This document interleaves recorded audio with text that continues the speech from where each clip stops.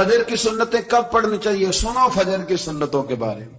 میرے رسول کریم سید عالم صلی اللہ تعالی علیہ وسلم سے ایک صحابی نے پوچھا تھا، حضور میری فجر کی سنتیں رہ گئیں یا رہ جاتی ہیں تو حکم کیا ہے؟ کیا انداز ہے حضور کا؟ بخاری مسلم کے لفظ سنو، حضور سید عالم صلی اللہ علیہ وسلم فرمانے لگے، اس نے کیا پوچھا تھا؟ حضور جواب کیا دیتے؟ فرمایا فجر کی سنتیں کبھی نہ چھوڑنا، فجر کی پہلی 2 سنتیں کبھی نہ چھوڑنا۔ یا رسول اللہ صلی اللہ تعالی علیہ وسلم میری رہ گئی یا رہ جاتی ہیں، فرمایا فجر کی 2 سنتیں نہ چھوڑنا، فرمایا فجر کی پہلی 2 سنتیں مجھے دنیا اور دنیا کے اندر جو کچھ ہے وہ سب سے زیادہ پیاری ہے۔ فجر کی 2 سنتیں دنیا اور دنیا میں جو کچھ ہے مجھے وہ سب سے زیادہ پیاری ہیں، اس لیے فجر کی سنتیں نہ چھوڑنا۔ اپنا ذوق، اپنی طبیعت، ہم نے نا ذوق غلط بنا لیا ہے۔ اگر 20 بندے کہہ بھی دیں گے تو نے بڑی شاندار تلاوت کیا تو کیا اس سے بنے گا؟ 100 بندہ کہہ بھی دے تیری کیا بات ہے، کیا بات ہے نعت خاں کی، کیا بات ہے علامہ صاحب کی، پیر صاحب کی، پیر مہر علی شاہ صاحب رحمت اللہ علیہ۔ آپ تشریف فرما تھے تو آپ کے ایک ہی بیٹے بابو جی جن کو کہا جاتا ہے، جس دن صاحبزادے پیدا ہوئے تو خادم نہ وہاں سے نکلا۔ ان لوگوں کے شوق اور طرح کے تھے نا، تو ان کی توجہ بھی اپنے شوق کی طرف رہتی، تو خادم نکلا اندر سے، پیر صاحب مبارک ہو، پیر صاحب مبارک ہو، پیر صاحب مبارک ہو، پیر صاحب مبارک، وہ شور کر رہا ہے۔ تو پیر صاحب کو وجد ہو گیا، اللہ اکبر اللہ اکبر اللہ، وہ کیا ہوا؟ کس بات کی مبارک دے رہے ہو؟ عرض کی حضور اللہ نے بیٹا دیا۔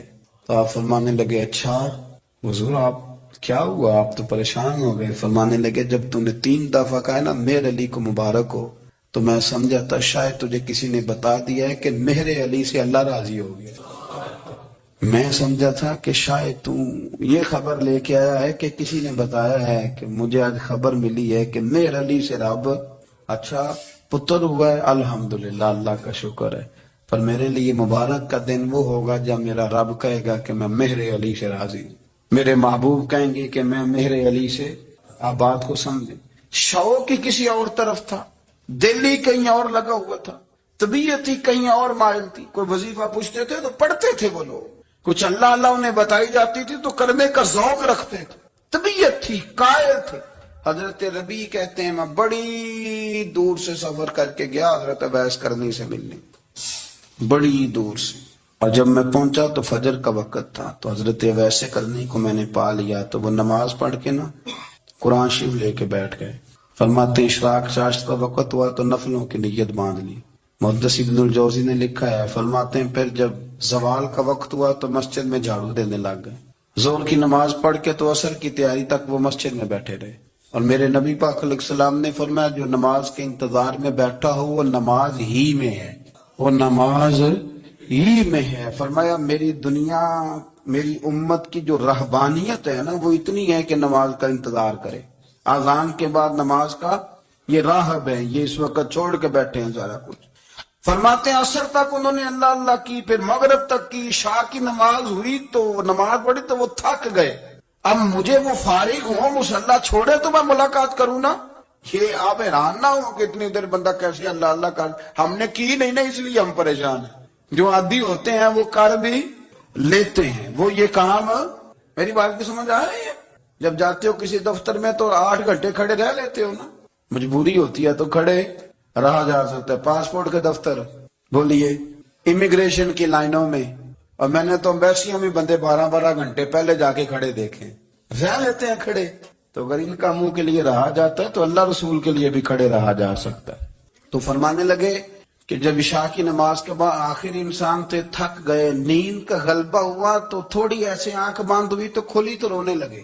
حضرت ویسے کرنی رو کے کہنے لگے مالک مجھے غافل تو نہ کر، ابھی میں نے کیا بھی کچھ نہیں، دن ختم ہو گیا، کوئی نفل نہیں، کوئی اللہ اللہ نہیں، اللہ مجھے غافل نہ کر، میری مدد فرما۔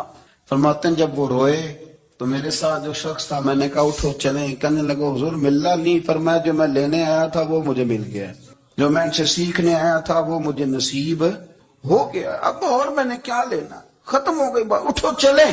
اللہ کے بندوں نے حضرت ربیعہ بن کعب اسلمی رضی اللہ تعالیٰ عنہ فرماتے ہیں، کہتے ہیں جب بنو قریظہ اور بنو نذیر یہودیوں کے ساتھ حضور علیہ السلام نے جنگ کا اعلان فرمایا تو وہ دشمن ہو گئے. ہمیں خطرہ تھا کہ وہ رات کو کہیں محبوب کو تکلیف نہ دیں، تو کچھ لوگ نا تلواریں لے کے نبی پاک کے دروازے میں پہرے داری کرتے تھے. گن مین رکھنا حرام نہیں، اگر کسی کو واقعی خطرہ ہو تو اس کے لیے سنت بھی ہے.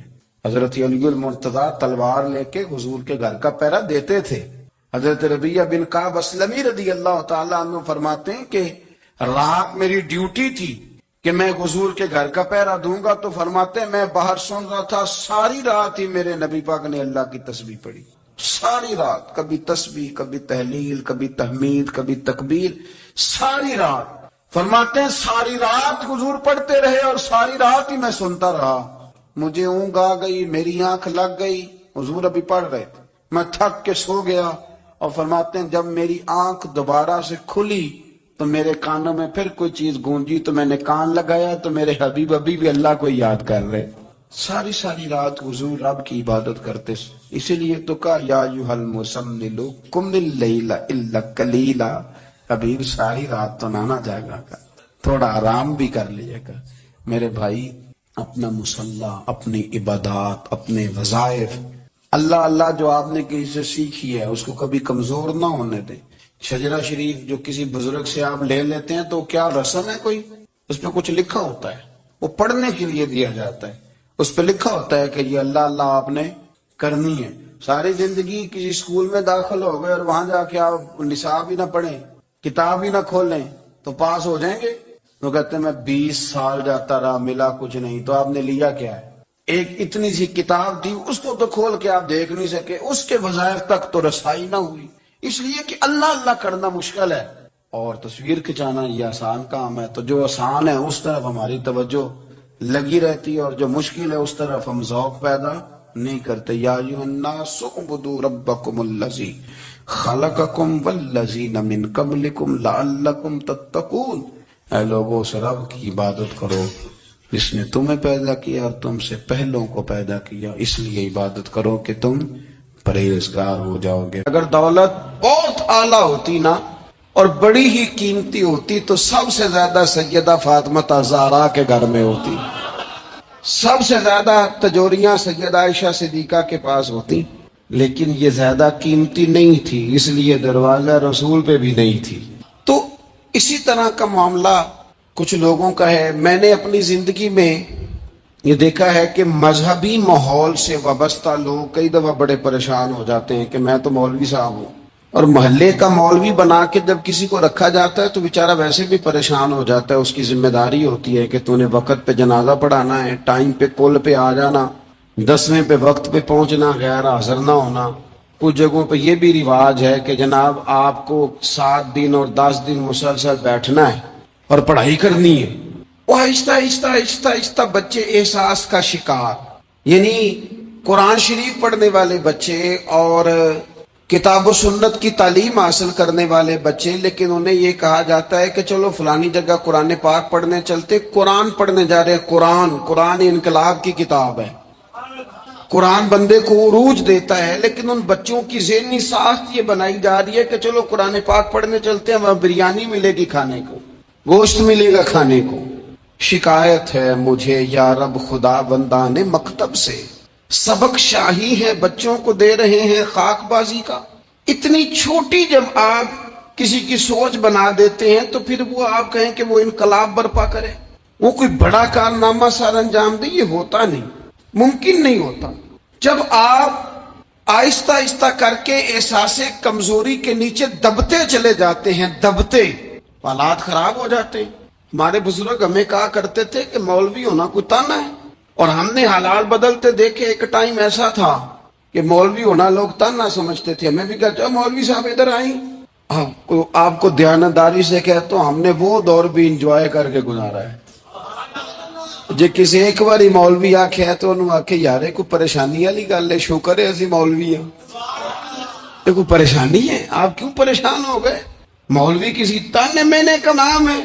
اور پھر وہ جو کل تک کہہ رہا تھا نا کہ اوہو تسی تے مولوی بن گئے ہو، پھر ہم نے وہ دور بھی دیکھا. اس نے کہا یار 2 منٹ کھڑا ہو، تیرے ساتھ تصویر بنانی ہے.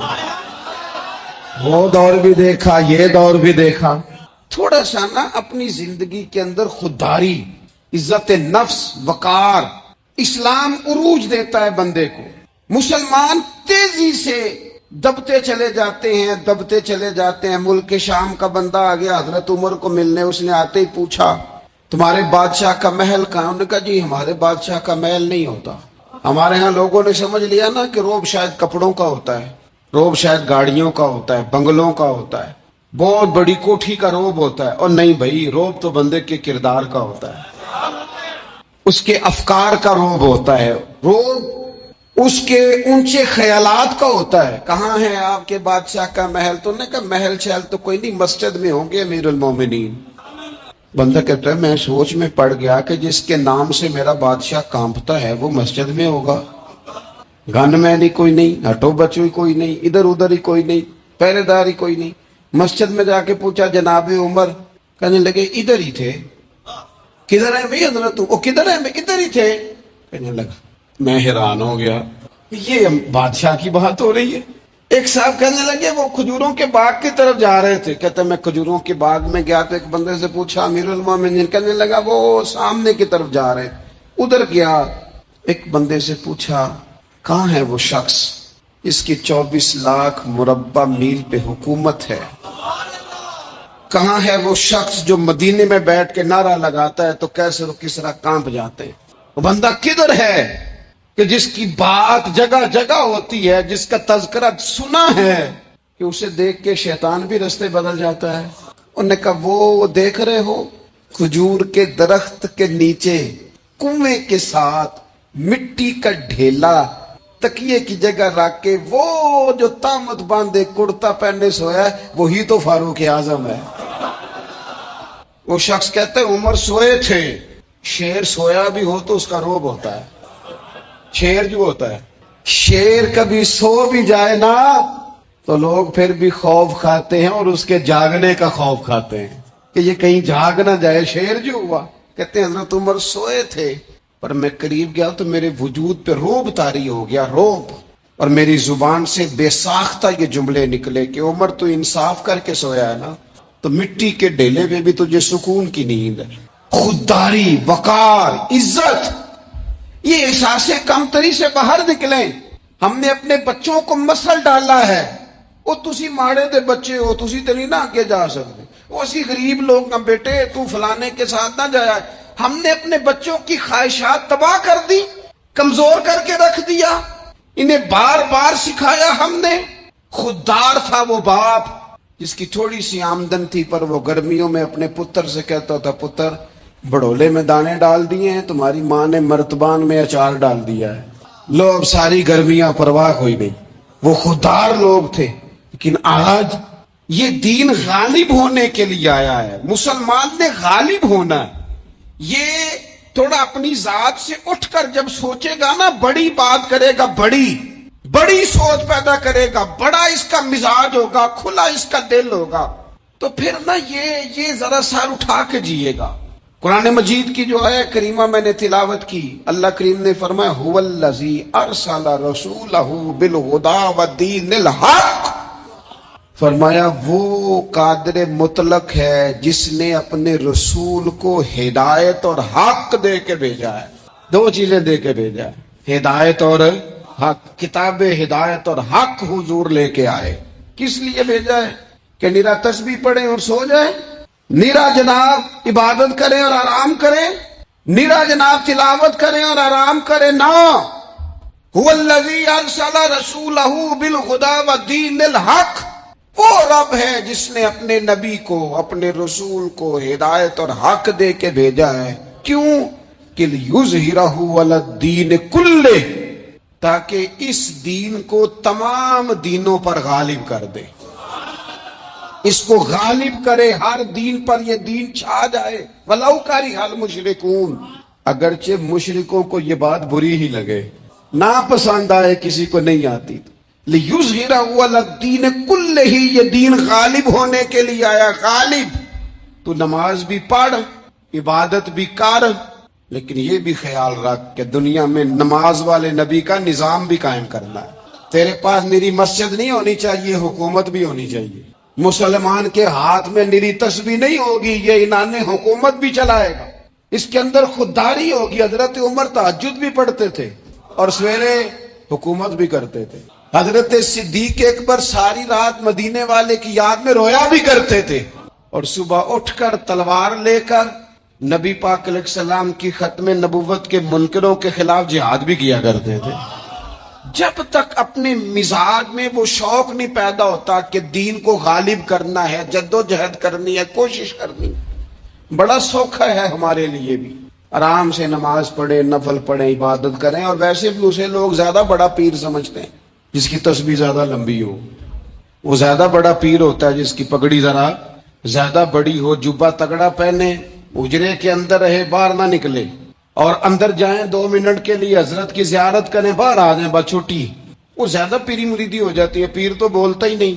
وہی ہے تیرے زمانے کا امام برحق. اقبال کہنے لگے وہی ہے تیرے زمانے کا امام برحق جو تجھے حاضر و موجود سے بیزار کرے اور موت کی شکل میں دکھلا کے تجھے جلوہ یار زندگی تیرے لیے اور بھی دشوار کرے. تو جو تیرا جینا مشکل کر دے نا، وہ تیرے زمانے کا امام برحق ہے، تیرے لیے زندگی دشوار کر. یہ کیا بات ہوئی کہ ٹھیک ہے جناب آپ موج کریں جو دین غالب ہونے کے لیے آیا. دین کے مزاج میں غلبہ ہے، دین کی طبیعت میں غلبہ ہے. دیندار چھا کے وقت گزارا کرتے ہیں. اللہ تعالیٰ نے اس دین کے اندر وہ قرار دیا ہے، وہ وسعت دی ہے، وہ درد دیا ہے، وہ ذوق دیا ہے. اپنے اندر سے وہ بت توڑ ڈالیں جو بت مایوسی پھیلاتے ہیں. ان جگہوں سے نکل آئیں جہاں انسان کمزور پڑتا ہے. اٹھ باندھ کمر کیوں ڈرتا ہے؟ پھر دیکھ خدا کیا کرتا ہے. آگے کی طرف دیکھیں، آگے کی طرف دیکھیں. میرے نبی اکرم صلی اللہ تعالی علیہ وسلم نے فرمایا حالات جتنے بھی خراب آ جائیں، ماحول جتنا بھی بگڑ جائے، امت پر دشواری جتنی بھی آئے، حضور علیہ الصلوۃ والسلام نے فرمایا ہے یہ دین اسلام ہے. یہ مسلم کے لفظ ہیں. حضور فرماتے ہیں یہ دین ہمیشہ قائم رہے گا. اور فرمایا ایک جماعت ہوگی پوری میری امت کی جو دین اسلام کے دفاع میں کام کرتی رہے گی، جدوجہد کرتی رہے گی، کوشش کرتی رہے گی، ہمت کرتی رہے گی. میرے عزیز حضور نے فرمایا ہمیشہ یہ دین قائم رہے گا اور ایک جماعت ہمیشہ اس دین کے لیے کام کرتی رہے گی. اور میرے نبی پاک علیہ السلام نے فرمایا 100 سال کے بعد تو اللہ ضرور اس امت میں ایک ایسا شخص پیدا کرے گا، یہ ابن ماجہ میں حدیث موجود، جو اس دین کی نئے سرے سے تجدید کر دے گا. وہ لوگ آتے رہے، جب حالات بڑے بگڑے تو حضرت عمر بن عبدالعزیز آ گئے، حالات کا رخ بدل کے رکھ دیا. پھر معاملات بڑے بگڑے تو امام شافعی جیسے لوگ آ گئے، غوث اعظم جیلانی جیسے لوگ آ گئے. حالات بڑے بگڑے تو شیخ عبدالحق محدث دہلوی جیسے لوگ آ گئے. ہندوستان میں جب ماحول بڑا کٹھن ہوا تو اعلیٰ حضرت فاضل بریلوی جیسے لوگ آ گئے. ہر صدی کے سرے پر اللہ تعالیٰ ایک مجدد بھیجے گا. حضور کا وہ غلام دین کو نئے سرے سے تازہ کرے. دین کے چمن میں ہمیشہ بہار رہے گی، ہمیشہ نورانیت رہے گی، ہمیشہ نور اعلیٰ نور رہے گا. یہ کام صرف کرنے کا کام کیا ہے؟ یہ دین تو پھلے گا پھولے گا. جو آگے بڑھ کے خدمت میں حصہ ڈال لے گا نا وہ اپنا نفع کرے گا. یہ قرآن پاک ہے، یا ایھا الذین آمنوا ان تنصروا اللہ ینصرکم ویثبت اقدامکم. اللہ فرماتے ہیں لوگو اگر تم اللہ کے دین کی مدد کرو گے نا تو اللہ تمہاری مدد کرے گا. ویثبت اقدامکم، اور تمہارے قدم جما دے گا، تمہیں استقامت دے. تم آگے. اور دین کی مدد صرف پیسوں سے نہیں ہوتی. کوئی شخص سمجھے کہ فقط مال سے مدد ہوتی ہے. جب آپ وقت پر آ کر مسجد میں جمعے کی نماز ادا کرتے ہیں تو یہ بھی آپ دین کی خدمت ہی کرتے ہیں. جب آپ دینی اجتماعات کی رونق بڑھاتے ہیں تو یہ بھی آپ دین کی خدمت ہی کرتے ہیں. جب آپ کسی دین کے طالب علم کا حوصلہ بڑھا دیتے ہیں نا، بیٹے بڑی بات ہے قرآن پڑھتے رہنا، یہ بھی آپ خدمت ہی کرتے ہیں. جب آپ دین کے بارے میں کسی جگہ بیٹھ کے اچھی بات کر دیتے ہیں، یار اللہ کا فضل ہے ہمارے دین میں یہ خیر اللہ نے رکھی، یہ بھی آپ دین کی مدد ہی کرتے ہیں. آپ کسی بھی جگہ کسی بھی حوالے سے دین کے لیے کوئی بھی پیغام دیتے ہیں، کوئی بھی بات کرتے ہیں تو آپ دین کی یہ ساری خدمات دینیاں ہیں. یہ سارا درد ہے، یہ سارا ذوق ہے. ہم اپنا اپنا حصہ جس طرح بھی ملا سکے دین کی حمایت میں، دین کی مدد میں. جہاں کوئی ایسی بات ہو رہی ہو وہاں ہم دفاع کے لیے کھڑے ہو جائیں. ہر شخص اپنے اپنے مقام پر دینی ابلاغ میں، دین کی تبلیغ میں اپنا کردار ادا کرے. ایک جملہ کوئی بول دے نا رسول پاک کے دین کی مدد میں، ایک جملہ، یعنی کسی کو صرف اتنا کہہ دینا کہ یار تو اپنے بیٹے کو، تیرے 5 بیٹے ہیں، ایک کو قرآن مجید کا عالم ہی بنا دے. تو کہہ کے چلا گیا اور تو تیری وجہ تجھے خبر بھی نہیں کہ شاید اس نے تیری وجہ سے اسے داخل کرایا ہے. لیکن وہ اگر آ گیا، پڑھ گیا، تو دیکھ تجھے اجر اللہ کتنا عطا فرمائے. آدھا جملہ بول کے دین کے معاملے میں معاون بنے، کوئی خیر کا لفظ بول کے معاون بنے. ہم نہ ہمت نہیں کرتے، ہم کہتے ہیں وہ فلانا کرے گا، بڑا آدمی کرے گا، مولانا کریں گے، پیر صاحب کریں گے. اپنا اپنا حصہ، اپنی اپنی خیر. حضرت عمر نے بھی بڑا کام کیا ہے دین کی خدمت میں، پر سیدنا بلال کی خدمت کا کوئی انکار کر سکتا ہے؟ ڈیوٹی حضرت صدیق اکبر کی بھی زیادہ ہے، پر جناب سلمان فارسی کی خدمت کا انکار کیا جا سکتا ہے؟ ہر ایک نے کام کیا، ہر نقطے کا اپنا عروج ہے، اپنی. اور یہ دین غالب ہوگا، غالب. یہ مت سمجھے تھوڑے سے حالات کمزور آئے ہیں اور تھوڑا سا مسلمان محکوم ہوئے ہیں مالی طور، اپنی کوتاہیوں کی وجہ سے ہوئے، اپنی غلطیوں کی وجہ سے ہوئے، اپنے اعمال کے سبب ہوئے. تو ڈر ڈر کے نہ جئیں. نبی پاک صلی اللہ تعالی علیہ وسلم سفر پہ تشریف لے گئے. حضور علیہ السلام کی عادت کریمہ تھی، جب سفر پہ جاتے تھے تو سب سے آخر میں ساری تیاری کر کے، سامان سمیٹ کے، سب سے آخر میں سیدہ فاطمہ الزہرا سے ملتے، پھر سفر شروع ہوتا. اور جب حضور واپس آتے تو سب سے پہلے سیدہ فاطمہ سے ملتے رضی اللہ تعالی. حضور کافی دنوں کے بعد سفر سے واپس آئے، لمبا سفر تھا. سیدہ فاطمہ الزہرا رضی اللہ تعالیٰ عنہ سے ملنے گئے. نبی پاک صلی اللہ تعالی علیہ وسلم کا چہرہ نور دیکھ کے تو سیدہ فاطمہ تڑپ کے روئی، رو پڑی. حضور نے فرمایا فاطمہ کیا ہوا؟ عرض کرنے لگی یا رسول اللہ، تھکاوٹ کے اثرات میں آپ کے چہرے پہ دیکھ رہی، اور حضور کپڑے یوں لگتا ہے بڑے پرانے پہنے ہوئے آپ نے. حضور اتنی مشقت کیوں کرتے ہیں آپ، اتنی محنت، اتنی جدوجہد؟ تو حضرت فاطمہ الزہرا فرماتی ہیں حضور نے مجھے تھپکی دی اور فرمایا فاطمہ رو نہ. اور یہاں وہ بعض لوگ ہوتے ہیں نا، جو ہم نے دیکھا ہے ہمارے ہاں اس طرح ہوتا ہے کہ وہ کوئی اس طرح کی بات کرے تو وہ زیادہ رونے لگ جاتے ہیں. کیا کریں، بڑے مسائل ہیں، بڑی مشقت ہے، کرنا پڑتا ہے، لوگ اور زیادہ. لیکن نبی پاک علیہ السلام نے سوچوں کو نیا زاویہ دیا، خیالات کو نیا رخ دیا، اس بات کو ایک نیا انداز سوچنے کا فراہم کیا. حضور فرمانے لگے فاطمہ رو نہ، تیرے باپ کو اللہ نے اعلیٰ مقاصد کے لیے دنیا میں مبعوث فرمایا. حضور فرمانے لگے فاطمہ کوئی گھر کچا، کوئی پکا، کوئی خیمہ ایسا نہیں بچے گا جہاں اللہ دین اسلام کو پہنچا نہیں دے گا. اور فرمایا فاطمہ یاد رکھنا، جس طرح رات چھا جاتی ہے نا، محمد عربی کا دین بھی چھا جائے گا. یہ چھا جائے گا دین، جس طرح رات چھا جاتی ہے یہ دین بھی چھا جائے گا. اور پھر دین چھا گیا، جگہ جگہ چھا گیا. یورپ میں بھی اذانیں پڑھی جانے لگی، امریکہ اور افریقہ میں بھی قرآن پڑھا جانے لگا. جگہ جگہ جگہ جگہ رسول اللہ صلی اللہ علیہ وسلم کے دین کی بات ہونے لگی. کہا فاطمہ کچا ہو یا پکا ہو، خیمہ ہو، ہر جگہ یہ دین پہنچے گا. اور دین پہنچا. دوستو کمزوری وقتی طور پر ہے، حالات وقتی طور پر ہے. مسلمانوں نہ گھبراؤ، خدا کی شان باقی ہے. یہ دین فطرت ہے. یہ دین اپنی حقانیت کی وجہ سے پھیل رہا ہے، کسی کا محتاج نہ یہ کسی کے زور لگانے. مسلمانوں نہ گھبراؤ، خدا کی شان باقی ہے. ابھی اسلام زندہ ہے، ابھی قرآن باقی ہے. یہ کافر کیا سمجھتے ہیں جو ہم سے روز الجھتے ہیں، ابھی تو کربلا کا آخری میدان باقی ہے. بھی تو آخری میدان لگے گا میدان کربلا میں، اور فکر حسینی کے علم بردار میدان میں نکلیں گے، یزیدی سوچوں سے ٹکرائیں گے، اور بڑے سینے تیار ہیں جو اس کے لیے پوری جدوجہد کریں گے. ابھی تو کربلا کا آخری میدان باقی. اپنی زندگی کے اندر قوت ارادی پیدا کریں، کچھ کر لینے کی ٹھان اپنے مزاج میں پیدا کرے. کمزوری آ جاتی.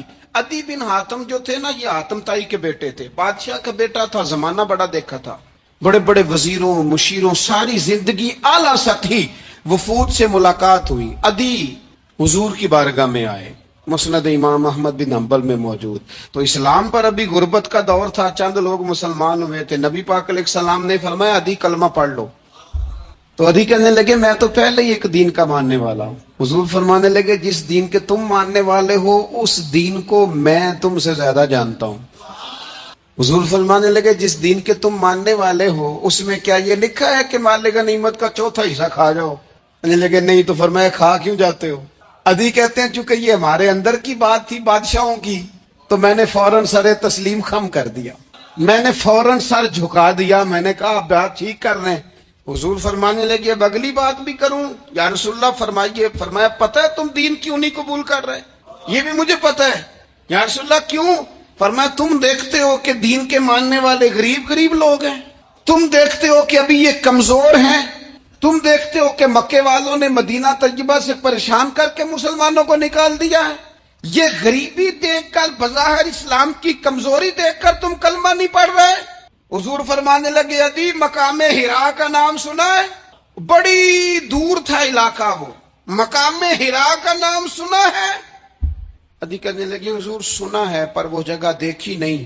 محبوب فرمانے لگے سن، میں وہ وقت لے کے آؤں گا، میرا دین اس طرح نافذ ہوگا کہ ایک عورت مقام ہرا سے اونٹنی پہ اکیلی بیٹھے گی اور اکیلی آئے گی اور آ کے بیت اللہ کا طواف کرے گی، سوائے اسے اللہ کے کسی کا خوف نہیں ہوگا، رب کے علاوہ کسی سے نہیں ڈرے گی. یہ دور آئے گا. تو دیکھ رہا ہے کہ صرف مکے پہ حکومت نہیں، دنیا پہ مسلمان چھا جائیں گے. اور حضور فرمانے لگے کسرا کا نام سنا ہے؟ کہا حضور وہ تو بظاہر اس وقت بڑا تگڑا بادشاہ ہے. فرمایا اس کے علاقے بھی فتح ہوں گے، وہ خزانے مسلمانوں کے پاس آئیں گے. اور فرمایا تو تیسری بات نبی پاک نے بیان کی. فرمایا تو یہ دیکھ رہا ہے کہ مسلمانوں میں غربت ہے؟ فرمایا عدی ایک وقت آئے گا لوگ دینے کے لیے نکلیں گے پر انہیں لینے والا کوئی نہیں ملے گا. ایک وقت آئے گا لوگ دینے نکلیں گے، لینے کوئی نہیں آئے گا. عدی کہتے ہیں کہ میں رسول کریم کا کلمہ پڑھ کے مسلمان ہو گیا. اب پھر زیادہ دور نہیں گزرا، عدی رویا کرتے تھے. حاتم تائی کے بیٹے عدی رویا کرتے تھے اور رو کے بتایا کرتے تھے لوگوں وہ جو حضور نے فرمایا تھا نا بی بی ہرا سے چلے گی اور طواف کرے گی، وہ بی بی میں نے اپنی آنکھوں سے آتی دیکھی. میں نے اس تنہا عورت کو حضور سید عالم کی پیشن گوئی کے مطابق بیت اللہ کا طواف کرتے دیکھا. اسے سوائے اللہ کے کسی کا ڈر نہیں تھا. اور عدی کہنے لگے وہ جو حضور نے فرمایا تھا نا کہ کسرا کے خزانے فتح ہوں گے، فرمایا وہ جب فتح ہو رہی تھی تو میں خود اس جنگ میں شریک تھا، مجھے اللہ نے موقع دیا، میں مجاہدوں میں شامل تھا. اور فرمانے لگے تیسری پیشن گوئی رہ گئی ہے، مجھے امید ہے وہ بھی پوری ہوگی. حضرت عمر بن عبدالعزیز کے زمانے میں آ کے وہ دور بھی آیا کہ لوگ زکوٰۃ دینے نکلتے تھے، لینے والا کوئی نہیں ملتا تھا. لوگ کسی کو غریب سمجھ کے صدقہ دینے لگتے تھے، وہ کہتا تھا بھائی لے جا، میں تو رات خود دے کے آیا ہوں. لوگ دینے نکلتے تھے، لینے والا کوئی نہیں. اسلام کی فطرت میں قدرت نے لچک دی ہے، اتنا ہی یہ ابھرے گا جتنا کہ دبا دو گے. یہ مولویوں کی وجہ سے، پیروں کی وجہ سے، سیاست دانوں کی وجہ سے نہیں چھائے گا. یہ کیوں چھائے گا کہ ارسل رسولہ بالہدی ودین الحق. یہ اس لیے چھائے گا کہ اللہ نے بھیجا ہی حق کے ساتھ ہے.